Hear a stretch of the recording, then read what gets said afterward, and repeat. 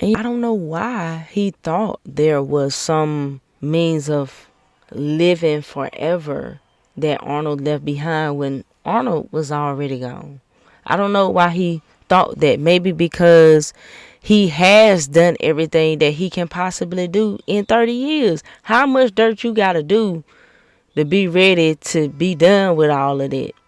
I guess he is looking for something else, and he done did so much. He probably wonder how much that's weighing on him. I don't want to die had to answer for all this stuff I've been doing.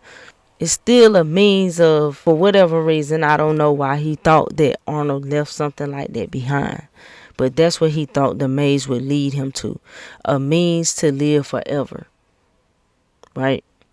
He says to Lawrence, he says choices, Lawrence. See, he the bad guy, right? Or the villain of Westworld. So he's going to drop the heaviest truths. And he said, you tell yourself you've been at the mercy of mine because it spares you consideration of your own. Because if you did consider your choices, you'd be confronted with a truth that you cannot comprehend. That no choice you've ever made was your own. That you have always been a prisoner. This is Matrix talk right here. This is Matrix talk right here. See, this is why he says he feels like you at the mercy of mine, because he's playing the role of the devil, because everybody blames the devil. The devil is the scapegoat, that's why it's looked at like the goat. That's why we even have the term scapegoat. That in itself is a word spell. Scapegoat. We're going to escape with the goat. We're going to put it on the goat. The goat takes all that on. That's why when you be the GOAT, you take on the most criticism. You take on the most hatred. You take on the most animosity. Because you have conquered this shit. You conquered this physical shit. You've mastered whatever it is that you are a master of. You wreak all the criticism and all the projection from people that is not ready or capable of being in that role. So it's a lot of animosity. You feel me? Because that's how it typically goes. Light must have darkness in order for there to be the duality. But what we got to realize is when you drop down into the duality, you already lowered your vibration. The vibration has to be lower to be in the duality of it. If you can't see the source of both, you at a lower frequency. You at a lower vibration. This was prime Matrix talk right here. This is who everybody that's plugged in is. They are just who they are programmed to be. They have the illusion of choice, but they choose based on the programming. You're not poor on accident. You're not a single mother on accident. You're not. You are what you are programmed to be. You're not depressed on accident. You're not angry by accident. You have to beat out the programming and become the programmer. All this is alluding to the same themes, telling you the same thing about something that dwells within you. But it is something that you must first, is something that you must seek. It is something that you must seek. See, the man in black, he said, if I told you I'm here to set you free. Choices, Lawrence. You tell yourself you've been at the mercy of mine because it spares you consideration of your own. Because if you did consider your choices, you'd be confronted with a truth you could not comprehend.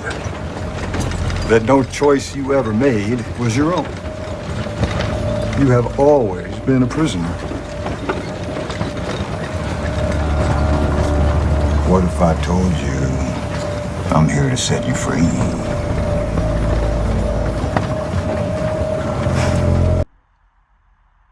You see, it's so easy to scapegoat. It's so easy to feel like your choices, your decisions, the outcome, all the consequences, and everything has been stacked against you. Because when you do not do your shadow work and you do not reflect on yourself, and you're not able to see yourself as you truly are, then you are always going to utilize the scapegoat. That's what it was created for. so that you would not go within yourself and elevate yourself. You see, it's much easier to look outside of self and to blame the goat, i.e. the devil, to put it on the devil. It was the devil or these people or these enemies, my haters, everybody else but you. But it's like he said, what if I'm here to set you free? The reason you have to deal with this suffering, this misery, these cycles of repetition is so that you can truly free yourself, so that you can really free your soul, your divine nature. But you can't do it if you are going to always utilize what has been put in place for you to take the blame. Don't you get it yet? The name of the game is the blame game. You see, as long as there's another source, another reason, something else, someone else for you to blame, there is no growth. See, the responsibility is owning your shit. It's owning when you made bad choices. It's owning when you did things that maybe you would have done something different had you thought about it. But yet and still, you got to stand on what you chose. You have to stand behind your decisions. Doesn't mean that every decision you made was a good one, but you have to own it. You have to become the authority of it. That's the only way that you truly gonna level above and grow from it. But if you don't want to own it and acknowledge it for what it was, you will continue to create illusions for yourself. And what is it that the devil is the master of? Illusion, lies. So the devil is a liar because you lie to yourself when you don't want to deal with yourself. That's really the truth of the matter. Now, we talked about the different dynamics between the different people in the park, and when Ford meets with the Teresa Cullen, the lady from the board, from Delos, right? He says to her that he can tell that she didn't really like the place. He goes on to say that his partner Arnold really begged him not to let the money people in, but he said they didn't know what they were paying for, right? It's not a business venture or a theme park, but an entire world. It's an entire world. In that they were gods and the people were merely the guests. He went on to say Arnold went mad because he didn't see things very clearly. That's what he says. He says Arnold went mad. That's the thing that he says in terms of talking about his business partner.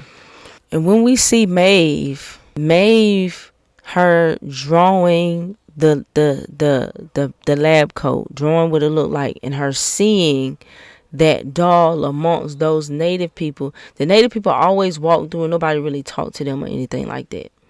Or the Indians or whatever, right? Or as they would say, the savages. When Maeve sees Hector, she pulls Hector aside because she know that he lived amongst them. And she saw that figure with them. She told him, I will give you the currency that are robbed. That's his storyline. And she knows it because she remembers. She's aware. She's awake. She's like, I will give you the combination to that safe, but I need to ask you some questions.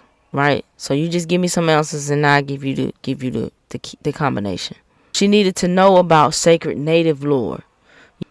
In these figures. She was telling him about what she saw, and he described it as the shade, the man who walks between worlds. He descends from hell and controls our world. This is what Hector told her about what they were. Now, mind you, like I said, these were the oldest people. This is what they tell us. They told us the Indians or the Native Americans or the indigenous people. We ain't going to have that conversation about all those identities right now at the moment. But they told us that they were the oldest people on the land. So therefore, they should have the most knowledge, the most information about where the land came from, about where the people came from. This is even the case in this world. In Westworld, in this world, this is even the case. It's the same thing. All of the native people or people or some indigenous connection are the ones who have the answers about the origin of this place. And this is when she tells him, she asks him to cut her because she remembered being shot and she needed to see if the bullet was still there. She needed that proof. She needed it. And it opened up something for her even more, because we see her taking this path. But as we also know, this is not a coincidence. She's supposed to take this path. She was chosen to take this path. When you chosen to do something, when you chosen to lead, when you're chosen, when you just have that energy about you, it's not about you being, it's not, you don't pick yourself. You're not chosen because you picked yourself. You feel what I'm saying? It's you're selected.